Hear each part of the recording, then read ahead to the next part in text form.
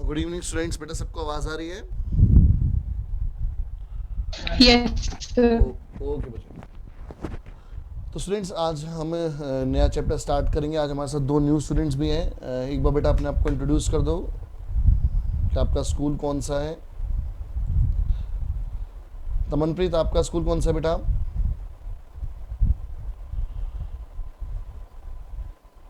Richmond Global. And next Gaurav, आपका school कौन सा है बच्चे? Sir saint Gregorios school. Saint Gregorios Dwarka. Yes sir. Okay बच्चे, ठीक है बेटा। अभी तक बेटा आप लोगों ने निकाल में स्कूल तो स्टार्ट नहीं होंगे किसी के। तमनप्रीत एंड गौरव, आप दोनों में से किसी के स्कूल स्टार्टेड है? No sir. ओके। एक्चुअली हमारा एक चैप्टर हो चुका है इस बैच के अंदर, ठीक है, विच इज़ सेट्स। तो कोई बात नहीं, हम लोग मैं आप लोगों को बाद में अलग से करवा दूंगा। आज हम लोग बेटा एक नया चैप्टर स्टार्ट कर रहे हैं, ठीक है। That would be chapter number 9। क्योंकि कुछ स्टूडेंट्स हमारे साथ अप्लाइड मैथ्स वाले भी हैं, तो एक्चुअली जो हम पहले लीनियर इनइक्वालिटी शुरू करने जा रहे थे, वो लीनियर इनइक्वालिटीज़ वाला क्वेश्चन हमारे सर पास। यस बेटा। सर ये अप्लाइड मैथ्स और ये स्टैंडर्ड मैथ्स में डिफरेंस क्या है? बेटा देखो, डिफरेंस ये है कि जो पहले एक बार, चलो अच्छी बात है, आप लोगों को अवेयर होना चाहिए। अभी आप लोगों ने शायद चॉइसेस मेक नहीं करी है, तो एक बार चलो मैं स्टार्टिंग में इसका एक्सप्लेन कर देता हूँ कि डिफरेंस क्या है अप्लाइड मैथ्स में और अपना नॉर्मल मैथ्स में, ठीक है।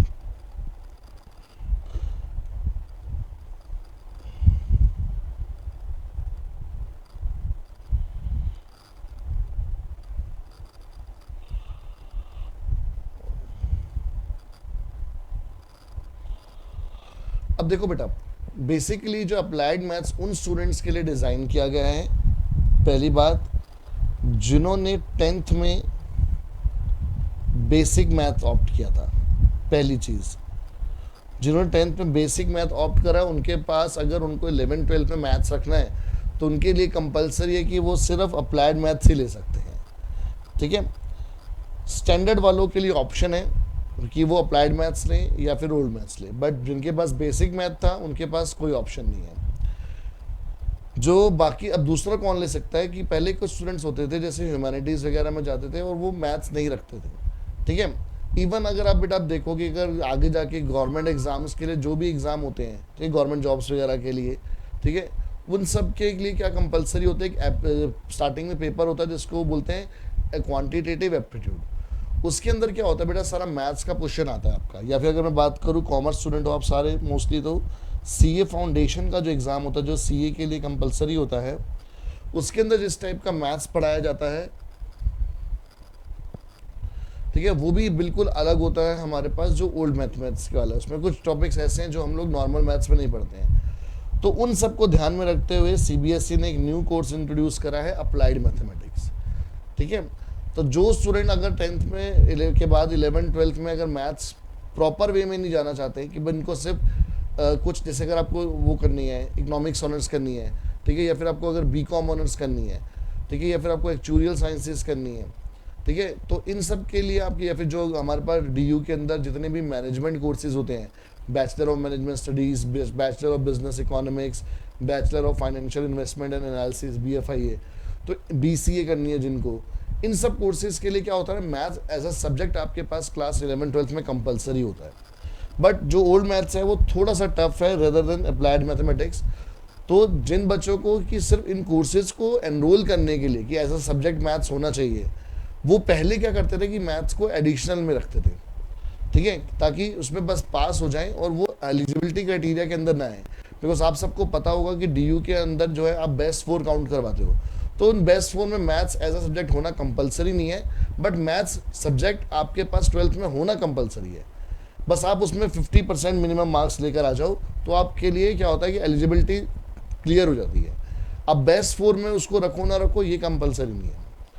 तो फिर इसलिए सीबीएसई ने कहा कि भी बच्चे मैथ्स रखते नहीं है, तो इसलिए वो ढंग से पढ़ते भी नहीं है।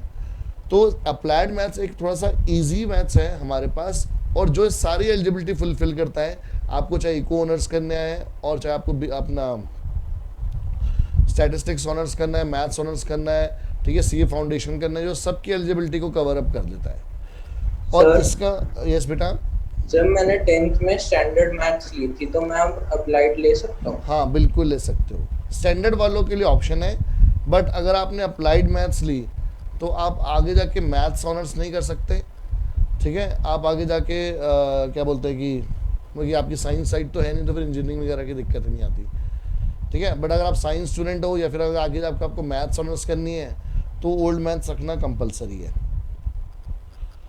ठीक है।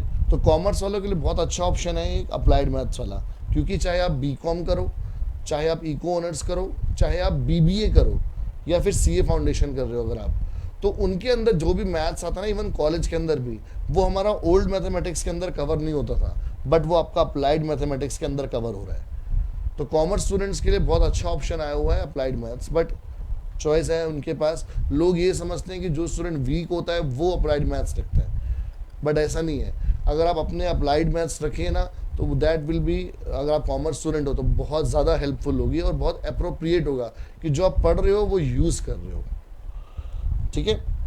तो ये बेटा थोड़ा सा अप्लाइड मैथ्स के बारे में बता रहा था मैं। अब क्योंकि हमारे कुछ स्टूडेंट हैं जो अप्लाइड मैथ्स वाले हैं, तो इसलिए हम जो आज चैप्टर शुरू कर रहे हैं, हम अभी वो चैप्टर्स ले रहे हैं जो दोनों में कॉमन है।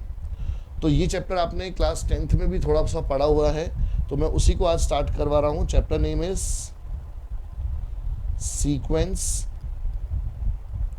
And series. बेटा 10th क्लास में हमने एपी वाला चैप्टर पढ़ा था, याद है सबको, अर्थमेटिक प्रोग्रेशन। Yes sir. बेटा वही आगे कंटिन्यू होता है क्लास 11th में आपका, और उसका नाम बन जाता है सीक्वेंस एंड सीरीज। दो पार्ट है, एक पार्ट होता है सीक्वेंस और दूसरा पार्ट होता है सीरीज। हम पढ़ेंगे कि ये सीक्वेंस और सीरीज में क्या डिफरेंस है। सीक्वेंस के अंदर हमने बेटा दो चीज़ें पढ़नी होती है यहाँ पर, अर्थमेटिक प्रोग्रेशन और ज्योमेट्रिक प्रोग्रेशन। एपी जो अर्थमेटिक प्रोग्रेशन है वो आप ऑलरेडी पढ़ के आ चुके हो क्लास 10th के अंदर। अगर आप आर डी शर्मा या फिर यूलैक के जो एक्स्ट्रा क्वेश्चन होते हैं, मतलब एनसीईआरटी के बाहर वाले क्वेश्चन जो आप प्रैक्टिस करते थे क्लास 10th में, अगर आप उनको देखोगे ना, तो आपकी क्लास 11th की एनसीईआरटी की एपी वाली एक्सरसाइज बन जाएगी। तो जिन्होंने क्लास 10th में एपी एक्स्ट्रा क्वेश्चन अच्छे से करे होंगे वो बिल्कुल आराम से इसको कर लेंगे। अगर मैं नहीं भी कराऊंगा ये एक्सरसाइज तो भी आप अपने आप कर सकते हो, कि सब कुछ 10th वाला काम आना है।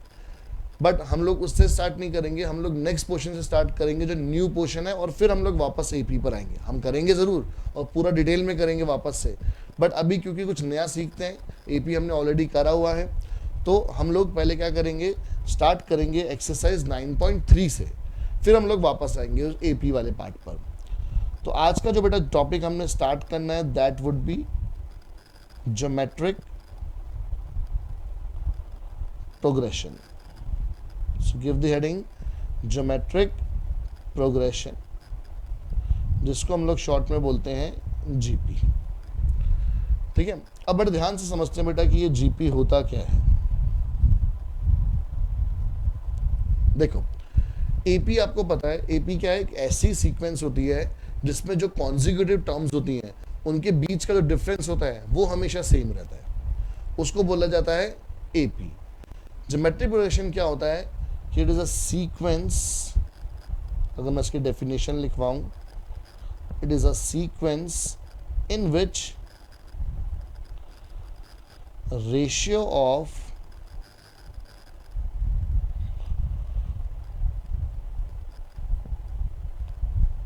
टू को, यस बेटा, ये डेफिनेशन आ सकती है एग्जाम में कि जैसे बेटा- व्हाट इज ज्योमेट्रिक प्रोग्रेशन? नहीं डेफिनेशन मैथ्स में तो नहीं आती है, बट येस आपको मतलब पूरा पता होना चाहिए, उसके लिए डेफिनेशन जब तक नहीं आएगी, क्योंकि अब एमसीक्यू आपके पास इंट्रोड्यूस हो गए हैं, fill in the blanks include हो चुके हैं, ठीक है, 11th 12th के अंदर, तो इसलिए वो डेफिनेशन वगैरह बहुत अच्छे से क्लियर होनी चाहिए बेटा आप। So it is a sequence sir. In which ratio of two consecutive terms is always same. तो अगर दो टर्म्स हैं कॉन्जिक्यूटिव टर्म्स, ये बात ध्यान रखनी है, कौन सी दो, कॉन्जिक्यूटिव टर्म्स की बात कर रहे हैं हम लोग, उनका जो रेशियो है, रेशियो का मतलब जो उनका डिवीजन है वो हमेशा सेम आना चाहिए। फॉर एग्जाम्पल जैसे फर्स्ट टर्म अगर 2 है, then 4, then 8, 16 and so on. तो अगर आप देखोगे सेकेंड टर्म को अगर मैं डिवाइड करूंगा फर्स्ट टर्म से, तो बेटा रिजल्ट कितना आएगा, 2। फिर थर्ड टर्म को डिवाइड करूंगा अगर मैं सेकेंड टर्म से, तो रिजल्ट कितना आएगा, 4। हाँ ध्यान से देखो, थर्ड टर्म को सेकेंड टर्म से करना है बेटा, 4. 2. 2 ही रहेगा ना बेटा. 8 डिवाइड बाय 4 कितना आएगा? देन 16 डिवाइड बाय 8 कितना आ रहा है? 2. 2. तो अगर आप देखो तो जो सर रेशियो हम है एपी में माइनस करते थे, इसमें डिवाइड करते इसमें डिवाइड करते हैं बस. ठीक है, तभी हमने यहाँ पे क्या लिखा है? रेशियो. एपी में हम लोग क्या लिखते थे? डिफरेंस. ठीक है, डिफरेंस का मतलब second term minus first term, और रेशियो का मतलब second term divided by first term. तो इस सीक्वेंस को हम लोग क्या बोल सकते हैं? जीपी बोल सकते हैं. That this is the example of a GP. जैसे एपी को आप स्टैंडर्ड फॉर्म में कैसे लिखते थे? ए, फिर ए प्लस डी, फिर ए प्लस 2d. तो उसी तरह से हम लोग जीपी को स्टैंडर्ड फॉर्म में लिखते हैं as first term a, then a r, then a r square, then AR cube and so on till A into R raised to power n minus 1. अब यहाँ पर बच्चे A क्या होता है? A means first term. R क्या होता है हमारे पास? R is common ratio. जो डिफरेंस आता रहा उसको हम लोग D कॉमन डिफरेंस बोलते थे. यहाँ पर इसको बोला जाता है कॉमन रेशियो. एंड जो इसकी वैल्यू होती है it is given by A2 upon A1 या फिर A2 बाय A. जैसे कॉमन डिफरेंस की D2 जो D होता रहा वो A2 माइनस A1 होती थी, यहाँ पर डिवाइड हो जाता है. और N आपको पता है बेटा क्या होता है? Number of terms. जो लास्ट टर्म होती है उसको हम लोग AN बोलते हैं. जो AP में होता रहा A plus N minus 1D, GP में क्या होता है? वो A into r raise to power n minus 1. याद रखना बेटा कि जो ये R है हमारे पास, वो R सिर्फ हमारे पास R जो पावर n माइनस 1 वो सिर्फ R के ऊपर है, A के ऊपर नहीं है. ठीक है, तो जैसे एक एग्जांपल लेते हैं बेटा, जो हमने ऊपर एग्जांपल लिया था कि 2, 4, 8, 16, ये एक अगर हमारे पास GP है तो फाइंड करनी है अगर मुझे इसकी 20th टर्म, तो कैसे करेंगे? तो इसमें सबसे पहले बच्चे A कितना है हमारे पास? 2. फिर हम लोग कॉमन रेशियो निकालेंगे R, second term divide by first term, तो वो भी 2 आ गया. AN का फॉर्मूला पता है हमारे को, तो बेटा आप बता सकते हो कि A20 किसके इक्वल बनेगा? But will be the value of 20. अगर फॉर्मूला है AR raise to power n minus 1, so A20 will be AR raised to power 20 minus 1. So that implies कि A20 की वैल्यू कितनी आई? A into R raised to power 19. जैसे GP इसमें बेटा AP में आप पढ़ते थे, AP में हमने क्या पढ़ा था कि A20 किसके इक्वल होता रहा? A प्लस 19D के. यहाँ पर वो AR raised to power 19 हो जाएगा. अब अगर आप उसको कैलकुलेट करना है तो A की जगह पर 2, R की जगह पर 2, होल पावर 19. बेसिस सेम है बेटा तो पावर साइड हो जाएंगी. सो 2 रेज टू पावर 20. अब 2 रेज टू पावर 20 इसको सॉल्व करने की जरूरत नहीं है, यही हमारा आंसर आ जाएगा. So everyone got it? किसी को Yes, दिक्कत? पक्का? अभिनव क्लियर है? Yes, sir. राहिनी क्लियर है बेटा? Yes, sir. गौरव? Yes, sir. ओके, देन तमन क्लियर है बेटा? Yes, sir. ओके. समीर आपको क्लियर है?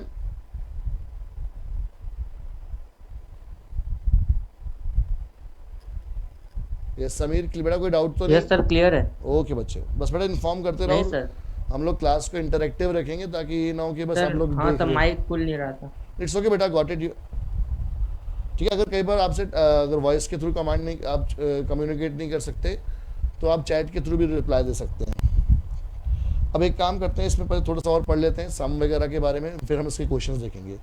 तो जैसे हमारे पास बेटा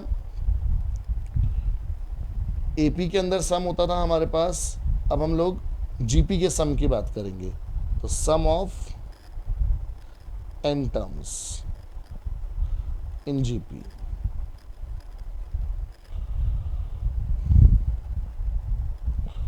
तो सम को डिनोट किया जाता है बेटा an से. अब यहाँ पर इसका फॉर्मूला है वो है a into r raise to power n minus one whole divide by r minus one. एक फॉर्मूला हमारे पास ये है, या फिर एक और फॉर्मूला होता है एस एन का, a into one minus r raise to power n upon one minus r. तो ये दो फॉर्मूले हैं, बट इन दो फॉर्मूले में रेस्ट्रिक्शन है कि कौन सा फॉर्मूला कब यूज करना है। तो ये वाला फॉर्मूला हमें यूज करना है कि अगर r की वैल्यू ग्रेटर देन वन है तो, और ये फॉर्मूला आपको यूज करना है कि अगर r की वैल्यू लेस देन वन है। ठीक है, तो इस रेस्ट्रिक्शन के साथ हमारे पास ये दो फॉर्मूले हैं। तो एक काम कीजिए, आप पहले सारा नोट कर लीजिए जितना अभी तक हमने पढ़ा है, देन हम लोग क्वेश्चंस देखते हैं बच्चे इसके। So please note it down, and note करने के बाद बच्चे एक बार इन्फॉर्म कर देना ताकि हम लोग क्वेश्चंस को डिस्कस कर सकें।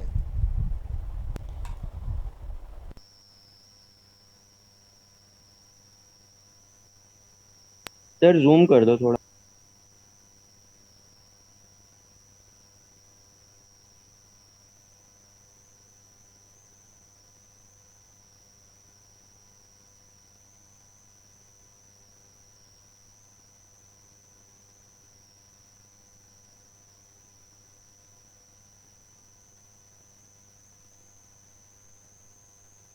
सर थोड़ा ऊपर कीजिए।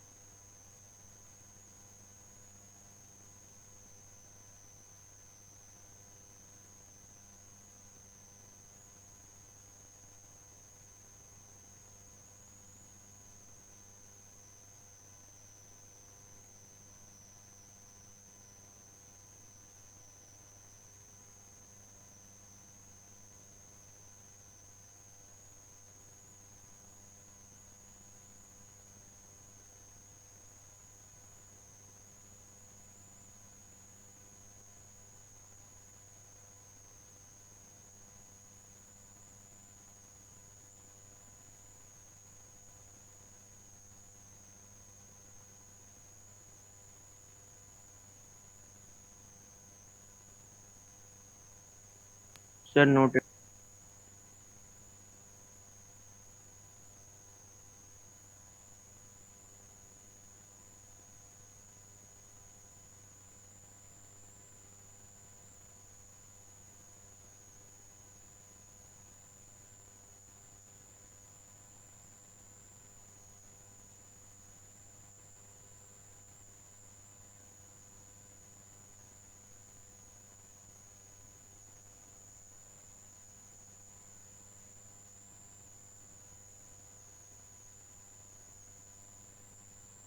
बच्चे सबका हो गया नोट?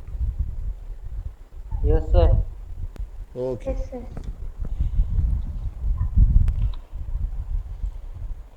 अब बेटा क्वेश्चंस देखते हैं इसके।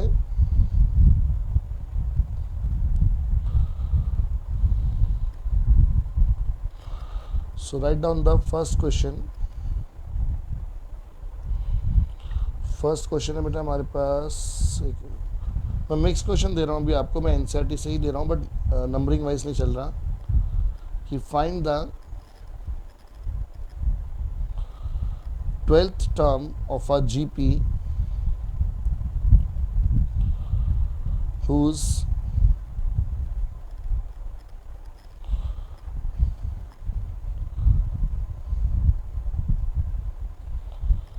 eighth term is 192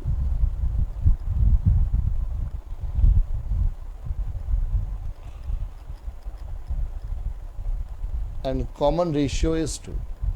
ठीक है, जिसकी एट्थ टर्म है हमारे पास है 192 और कॉमन रेशियो कितना है 2 है। तो देखो बच्चे कैसे करेंगे हम लोग, लॉजिक यूज़ करेंगे, सिंपल लॉजिक जो क्वेश्चन में गिवन है। हमें बोला है कि फाइंड द 12th टर्म, तो यानी कि बेटा हमारे को A12 फाइंड आउट करना है, हुज 8th टर्म इज 192। तो A8 हमारे को दे रखा है 192, सॉरी, और कॉमन रेशियो है 2, तो R की वैल्यू 2 दे रखी है। तो रिया आप बताओगे कि A8 का मतलब क्या होगा यहाँ पर? What do you mean by A8? Sir, AR और power? raised to the power 192 minus हाँ 1. हाँ बेटा, an का फॉर्मूला क्या होता है? r raise to power n minus 1. तो n कितना है इस समय? 8. 192 माइनस 1 क्यों आएगा? n कितना है? 8 है. तो क्या बनना चाहिए? 8 minus 1. हाँ, it is equal to 192. So that implies 2, sorry, a हमें पता नहीं है, ये हो जाएगा 2 raise to power 7 is equal to 192. किसी को पता है कि 2 की पावर 7 कितनी होती है? सर 64. हाँ, that is 2 raise to power 6, 128. 128. ठीक है, अब इसको सॉल्व करते हैं बेटा. 2 से ही कट करके देखते हैं. 2 9 जा, 2 6 जा, then 2 64 जा, then 8 8 जा, 8 12 जा, 4 3 जा, 4 2 जा. सो दैट इम्प्लाइज बच्चे जो फर्स्ट टर्म है हमारे पास दैट इज 3/2. और हमसे क्या पूछा है? 12th term. तो अब हम 12th टर्म निकाल सकते हैं. रानी आप बताओगे बेटा A12 का फॉर्मूला क्या बनेगा? Sir AR raised to the power 12 minus 1. तो मैं डायरेक्टली 11 लिख सकता हूँ ना, कोई दिक्कत तो नहीं है. So this is 3/2 into 2 raise to power 11. तो ये कैंसिल आउट करके क्या बचेगा? 3 इंटू 2 रेज टू पावर 10. किसी को पता है कि 2 रेज टू पावर 10 कितना होता है? एनीवन? और आप बहुत यूज करते हो उसको. अच्छा, 400 कैसे हो जाएगा बच्चे? अच्छा ये बताओ, 1 GB में कितनी MB होती है? 1000. 1024. 1024. 1 MB में कितने KB होते हैं? 1024. 1 KB में कितने बाइट्स होते हैं? 1024. तो ये 1024 क्या है? ये 2 रेज टू पावर 10 ही तो है. जो आपकी जितनी भी मेमोरी स्पेस होती है वो किसका मल्टीपल होती है? किसकी पावर होती है? हमेशा 2 की पावर होती है. 4 GB कभी इस तरह से नहीं आता कि जैसे 7 GB आ जाए, 5 GB आ जाए. जो स्टैंडर्ड आते हैं क्या आते हैं? 4 8 16 32 देन 64 128 256. ये सारी 2 की पावर है. और किसी को पता है 2 की पावर ही क्यों होती है? जनरल एडिशनल इंफॉर्मेशन है. किसी को पता है कि 2 की पावर में क्यों होता है? 3 की पावर में क्यों नहीं चलता? एनीवन? नहीं पता? No sir. अच्छा, ये कंप्यूटर जो बेटा हम लोग जैसे अगर आपने कंप्यूटर में A प्रेस करा तो कंप्यूटर क्या इसको A रीड करता है या किसी डिफरेंट लैंग्वेज में रीड करता है? डिफरेंट लैंग्वेज में रीड करता है. डिफरेंट लैंग्वेज है ना, जिसको बोलते हैं हम लोग असेंबली लैंग्वेज या फिर मशीन लैंग्वेज. और जो मशीन लैंग्वेज होती है वो बेटा बाइनरी कोड पर चलती है. आपने नाम सुना होगा बाइनरी कोड. बाइनरी का वर्ड का मतलब क्या होता है?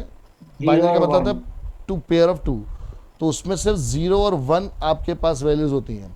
जैसे अगर आपको A1 प्रेस करना है तो 1 इज 0 0 1. 2 प्रेस करना है 2 इज 0 1 0. तो हम लोग प्रेस करेंगे कीबोर्ड पर 2 बट मशीन उसको क्या रीड करेगी? 0 1 0. तो अब ये है हमारे पास 8 बिट सिस्टम. क्योंकि आप इससे जो काउंटिंग लिख रहे हो 1 फिर ये 2 हो गया, वो सिर्फ 8 तक लिख सकते हो. ठीक है, 8 का मतलब 8 तक नहीं, मतलब सिर्फ 1 1 1 मतलब 7 तक लिख सकते हो. पहले वाला होता है 0 कि सारे ही 0 हैं. तो 8 डिजिट्स आपके पास आ गए टोटल. इसलिए इसको 8 बिट बोला जाता है. ये 3 बिट बोला जाता है. सॉरी 8 बिट नहीं, ये 3 बिट है क्योंकि हम 3 प्लेसेस ले रहे हैं. ऐसे ही जब हम लोग चलते हैं 2 रेज टू पावर जैसे 64 तो ये 6 बिट हो जाता है. फिर 2 रेज टू पावर 8 ऐसे 2 रेज टू पावर 10 वो 10 बिट हो जाता है. तो आप कंप्यूटर कभी खरीदो या फिर लैपटॉप अगर आप कभी परचेज करो तो उस पर अगर अमेजन वगैरह पे देखो लिखा होता है ना 10 बिट वगैरह, तो मतलब वो कितने ज़्यादा नंबर्स को ले सकता है. तो इसको बोला जाता है बेटा हमारे पास बाइनरी सिस्टम. तो ये बहुत इंपॉर्टेंट नंबर है 1024. ठीक है, इसको मल्टीप्लाई कर दो तो ये आ जाएगा 3072. ये हमारा आंसर आ गया. बट वापस आते हैं क्वेश्चन पर. बेटा क्वेश्चन का कॉन्सेप्ट क्लियर हुआ सबको? यस. चलो, Yes, sir. मैं am giving you another question, ठीक है, आप सब ने करना है उसको, फिर मुझे आंसर बताना क्या आएगा.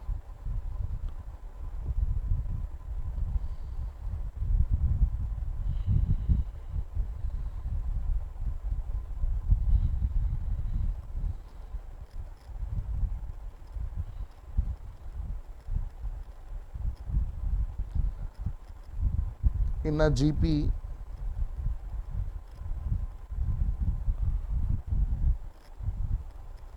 third term is 24 and sixth term is 192. Find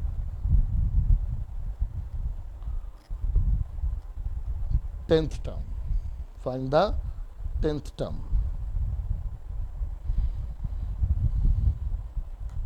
try करो बच्चे एक बार.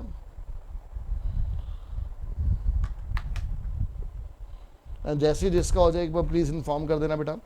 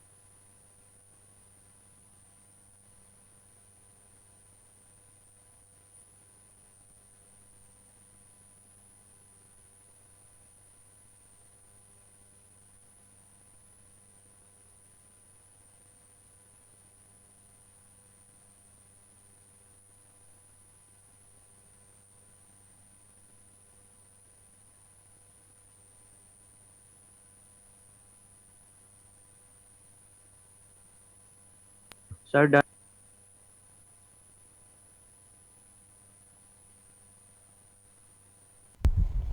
सबका हो गया बच्चे? डिस्कस करें या वेट करूं मैं? स्टूडेंट्स बताइए. सर करवा दो. नहीं हो रहा? यस सर, नहीं होगा. चलो देखो, कोई दिक्कत नहीं है. In a GP third term is 24. Hardik आप ही बताओ बेटा, इसको हम लोग कैसे लिखेंगे? थर्ड टर्म इज 24 का मतलब क्या हुआ? Sir A3 equals to AR हाँ, माइनस 1 N होगी 3. तो मैं इसको डायरेक्टली ऐसे लिख सकता हूँ ना कि AR² is equal to 24, yes sir. है ना. एंड सिक्स टर्म इज 92, मतलब A6 इज इक्वल टू 192. और इसको कैसे लिख सकते हैं? AR⁵5. यहाँ तक कोई दिक्कत? No sir. अब 10th टर्म फाइंड आउट करनी है, तो यार सिंपल नहीं हो गया? क्या करो, इसको फर्स्ट ले लो, इसको सेकंड, इन दोनों को क्या कर दो, डिवाइड कर दो. या अगर डिवाइड करना आपको लगेगी, हमें कैसे पता लगेगा डिवाइड करना है, तो यार सॉल्व करने के लिए ए की वैल्यू निकाल लो. 24/r² आ गया.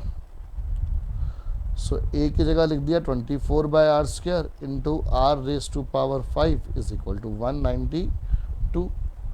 R² से R5 कैंसिल हो जाएगा, ये कितना आ जाएगा? 24 8 ज़ा सर 8. तो दैट मीन्स कि आर क्यूब आ गया हमारे पास 8, तो दैट मीन्स बचे आर कितना आ गया 2. So therefore sir 2. A कितना आ गया 24/2 स्क्वायर यानी 24/4 यानी कितना आ गया 6. तो ए और आर हमारे को मिल चुका है. सो दैट इम्प्लाइज कि जो ए 10 निकालना था it would be a r raise to power 9 यानी कि 6 into 2 raise to power 9 and 2 raise to power 9 is 512. तो कितना हो जाएगा 12. सर 3072. ये आंसर आ गया. Got it everyone? कोई डाउट बेटा किसी sir. को? Yes sir. चलो एक क्वेश्चन और लेते हैं, इसको आप नोट करना, फिर इस क्वेश्चन को ट्राई करेंगे हम लोग.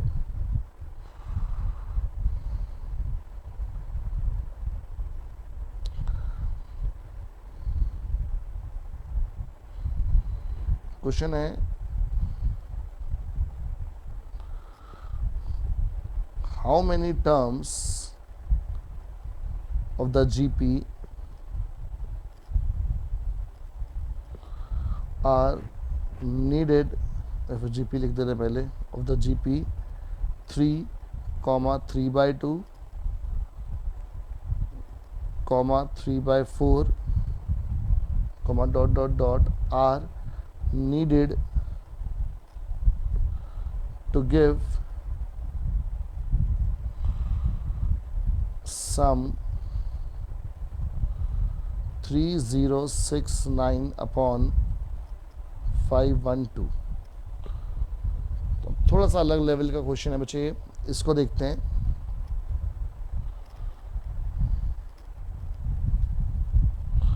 How many terms of the GP, तो जीपी दे रखी है हमारे को. जीपी है हमारे पास 3, 3/2, 3/4 एंड सो ऑन. अच्छा बच्चे ए कितना है यहाँ पर? What is a here? 3. कोई बताएगा कि कॉमन रेशियो कितना आ रहा है? 1/2. सर 1/2. हाफ, बिल्कुल ठीक. Second term divided by first, तो 3 से 3 कैंसिल आउट, सो आर आ गया हाफ. हाउ मेनी टर्म्स, इसका मतलब हमें क्या फाइंड आउट करना है? Sir n. शाबाश. हाउ मेनी टर्म्स का मतलब फाइंड आउट करना है n. To give sum this, तो और आपको Sn दे रखा है सम 3069 अपॉन 512. अब बच्चे Sn के मैंने आपको 2 फॉर्मूले लिखवाए हैं, तो फर्स्ट वाला यूज करना चाहिए या सेकंड वाला? सेकंड वाला. सेकंड वाला. क्यों कर रहे हैं बेटा सेकंड वाला यूज? सेकंड वाला. सर क्योंकि r हाफ और 1. तो 1 से लेस देन 1 है शाबाश, सर. बिल्कुल, वेरी गुड. तो ये हो जाएगा a इंटू 1 माइनस, पहले फॉर्मूला लिख रहा हूँ बच्चे, 3069 अपॉन 512. सो दैट इम्प्लाइज ए हमने फाइंड आउट किया है 3, 1 माइनस ये हो जाएगा 1/2 raise to power n upon 1 minus 1/2. ठीक है बेटा, कैलकुलेशन बड़े ध्यान से समझना, बिकॉज इस क्वेश्चन में कैलकुलेशन की बहुत दिक्कत होती है. अब अगर मैं 3 1 जाए इससे 3 को कट करूँ तो देखते हैं क्या होगा. 1 0 2 3, यस, तो कैंसिल हो जाएगा. ये बचेगा ऊपर 1 minus 1/2 whole raise to power n upon 1/2 और 1 0 2 3 अपॉन में 512. इस 1/2 को राइट हैंड साइड भेज देते हैं. ठीक है, तो ये बचेगा 1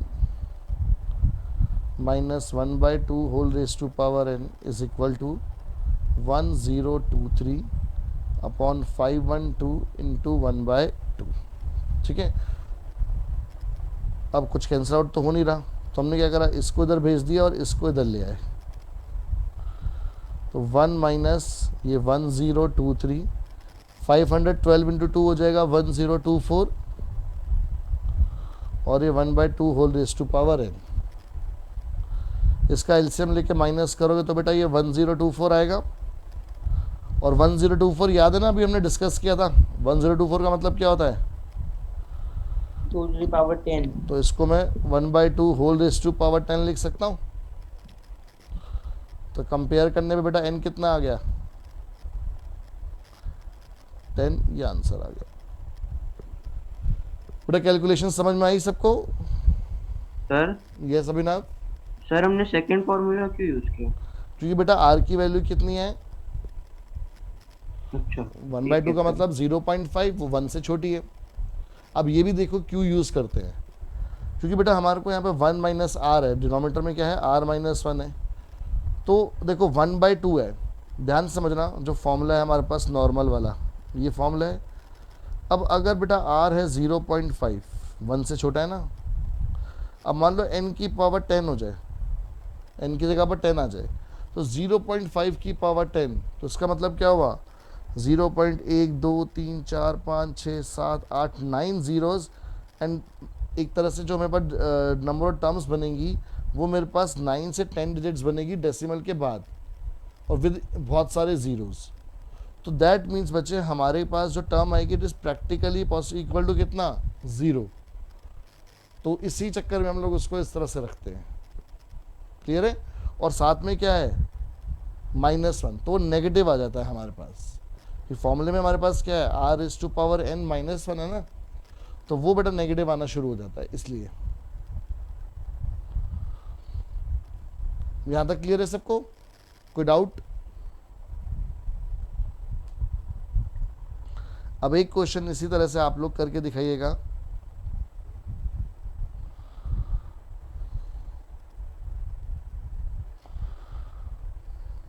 थोड़ा सा अलग क्वेश्चन है। Which term of sequence 1/3, 1/9, 1/27 and so on is 1/19683। थोड़ा सा हिंट देता हूँ इस क्वेश्चन का। विच टर्म पूछा है बेटा क्वेश्चन के अंदर, तो मतलब आपको n की वैल्यू फाइंड आउट करनी है।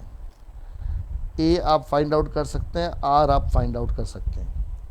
कौन सी टर्म ये होगी, तो मतलब बेटा ये क्या दे रखा है हमारे को? What is this? an शाबाश, ये an दे रखा है हमारे को। तो आपके पास सारे फॉर्मूलेज हैं, ठीक है। वैल्यूज पुट करो और कैलकुलेट करके बताओ बेटा कितना आ रहा है।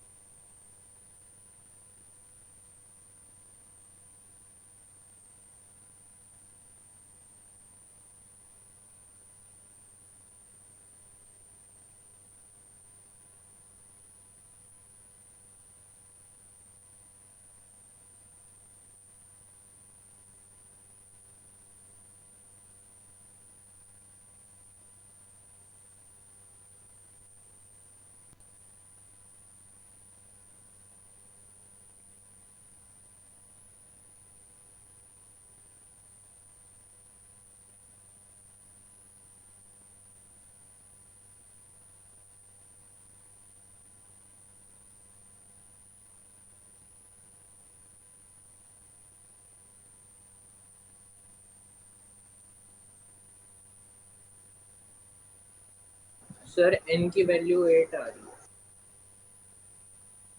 और किसी का आंसर आया बेटा कि n 8 आ रहा है? सर एन 9 आ रहा है।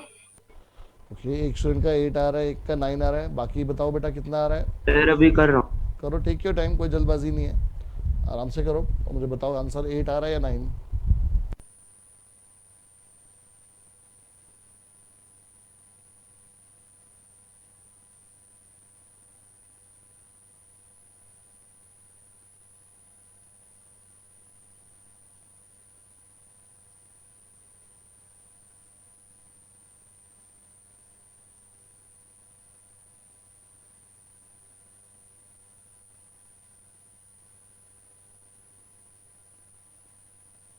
सर 9 आंसर आ रहा है। दो स्टूडेंट्स का 9 है।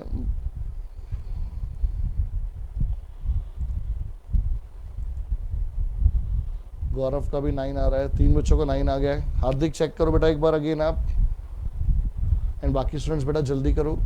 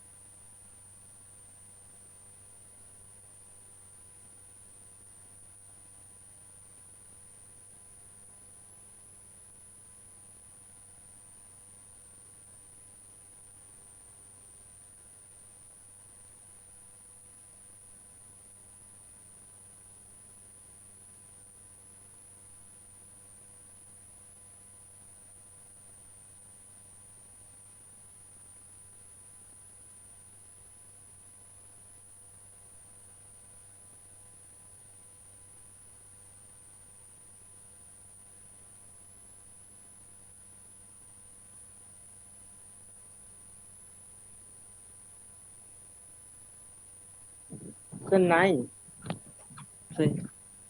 से एन की वैल्यू 9 आ रही है। चलो देखते हैं, काफ़ी स्टूडेंट का आंसर 9 आ रहा है, बट हार्दिक का 8 आ रहा था। चेक करते हैं कहाँ गड़बड़ कर रहे हो। देखो बेटा,